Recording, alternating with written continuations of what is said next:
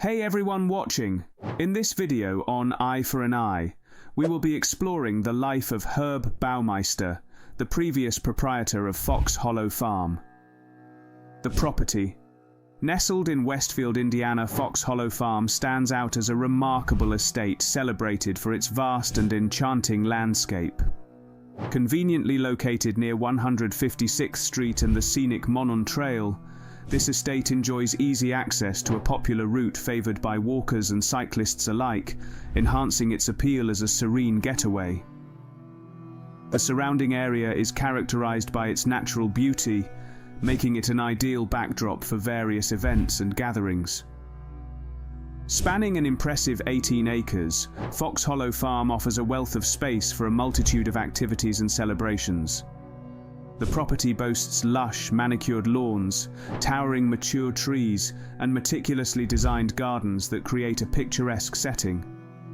Frequently chosen as a venue for weddings, receptions, corporate functions, and other special occasions, the estate features a spacious event barn or pavilion, outdoor patios, and diverse locations for ceremonies and receptions. The rustic yet elegant atmosphere, combined with the stunning natural surroundings, ensures that every event held here is both memorable and enchanting. Break of silence. In 1996, a grim discovery was made at Fox Hollow Farm, where authorities uncovered the charred and decaying remains of approximately 25 individuals. The investigation led by the sheriff's office revealed a shocking find of over 10,000 bone fragments scattered throughout the wooded areas of the property, as reported by the Hamilton County Coroner's Office. This unsettling revelation raised numerous questions about the events that transpired on the farm and the identity of the victims, prompting a deeper investigation into the dark history of the land. Detectives quickly turned their attention to Herbert Baumeister, the owner of the property and a businessman from Westfield, who was suspected of being involved in the murders and dismemberment of these victims, predominantly young gay men. It is believed that Baumeister lured these individuals to his estate, situated just north of Indianapolis, under false pretenses. Tragically, law enforcement never had the opportunity to question Baumeister, as he evaded capture by fleeing to Canada, where he ultimately took his own life in a park near Lake Huron. Now, nearly 3 decades later, authorities have managed to identify around a dozen of Baumeister's presumed victims, shedding light on one of the most infamous criminal cases in Indiana's history. Horror cases. Manuel Resendez, who was 34 years old at the time of his disappearance in 1996, has been confirmed as one of the victims linked to the notorious Baumeister case, as stated by Hamilton County Coroner Jeff Jellison. His remains were positively identified in January through advanced DNA testing, which provided the necessary confirmation that dental records alone could not fully establish. The family of Resendez sought additional verification through DNA matching, underscoring the importance of modern forensic techniques in solving cold cases. In a related development, Alan Livingston, who vanished from downtown Indianapolis over 3 decades ago, was also identified through DNA evidence. His disappearance, which occurred in August 1993, remained a mystery until October 2023, when his remains were connected to the infamous Fox Hollow Farm, marking a significant breakthrough in the investigation. In another case, Jeffrey A. Jones, a resident of Fillmore, Indiana, went missing in August 1993, and his remains were identified in May 2024 among a staggering collection of 10,000 bone fragments unearthed at Fox Hollow Farm.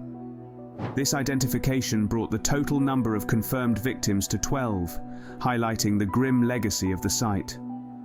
Jones became the 3rd individual to be recognized following a renewed investigation by the coroner's office into the series of killings. In a poignant announcement made in August 2024, authorities revealed plans for Jones's remains to be laid to rest, alongside the unveiling of a monument dedicated to all the victims, serving as a solemn reminder of the tragedies that unfolded and the ongoing efforts to bring closure to the families affected by these heinous acts. Fox Hollow Farm victim identified by the Hamilton County Coroner's Office. The Hamilton County Sheriff's Office, in collaboration with various law enforcement and forensic teams, is making significant strides in the effort to identify the victims whose remains were discovered at Fox Hollow Farm. This initiative involves the Fishers Police Department DNA Unit, the Indianapolis Metropolitan Police Department's Missing Persons Division, the Indiana State Police Biology Unit, and the University of Indianapolis Archaeology and Forensic Lab.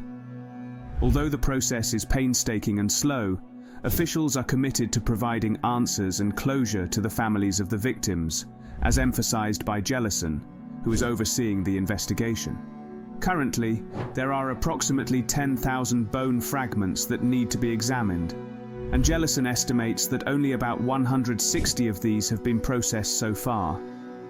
Despite the extensive workload ahead, he remains optimistic, noting that each day brings them closer to their goal. To date, authorities have successfully identified at least 13 individuals through unique DNA profiles, with 9 of those names already released while 4 others are still undergoing analysis. The information gathered is based on Jellison's case files and coroner records from the 1990s, although he has been cautious about confirming the exact ages of the victims at the time of their deaths. Among the identified victims are Roger Allen Goodlett, Michael Frederick Kern, and Stephen Sperlin Hale, each with their own tragic stories tied to this haunting location. What's being done to identify the victims? In November 2022, the coroner's office reached out to the families of young men who had gone missing between the mid-1980s and mid-1990s, asking them to provide DNA samples to assist in their ongoing investigation. Jellison expressed to IndyStar the importance of connecting with these families, stating, "I need to speak with them so we can get a DNA sample. It's just a simple cheek swab, painless, takes just a few seconds." He emphasized that the coroner's role is to help bring closure to the families of the victims, acknowledging that the process of resolving these cases would require time and careful consideration.